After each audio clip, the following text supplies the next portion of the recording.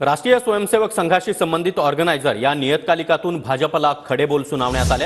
अजितदादांना सोबत घेऊन भाजपने स्वतःची ब्रँड व्हॅल्यू कमी केली।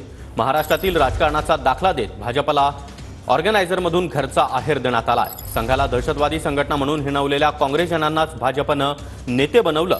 महाराष्ट्र अनावश्यक राजकारण आणि हेराफेरीचं उत्कृष्ट उदाहरण आहे। आरएसएसचे आजीव सदस्य असलेले रतन शारदा यांनी ऑर्गनायझरमध्ये या लेखाच्या माध्यमातून भाजपला हे खडेबोल सुनावले। अजितदादांना सोबत घेऊन भाजपने स्वतःची ब्रँड व्हॅल्यू कमी केली। वास्तविक भाजप आणि शिंदे गट यांना सहज बहुमत मिळालं असतं। संघाला दहशतवादी संघटना म्हणून हिणवलेल्या काँग्रेसजनांना भाजपने नेते बनवलं। 26/11ची घटना हा संघाचा कट होता असा आरोप करणारे पुढे भाजपमध्ये येऊन नेते झाले। भाजपमध्ये आलेल्या या नेत्यांनी त्यांच्या वक्तव्यांबद्दल खेद व्यक्त केला नाही किंवा माफीही मागितली नाही। महाराष्ट्रातील खेळीमुळे अनेक वर्ष काँग्रेसी विचारधारेला विरोध करणारा सच्चा भाजप समर्थक दुखावला गेला। भाजप पार्टी विथ डिफरन्स अशी ओळख सांगतो, परंतु भाजपची ओळख पार्टी विदाउट एनी डिफरन्स अशी झाली आहे।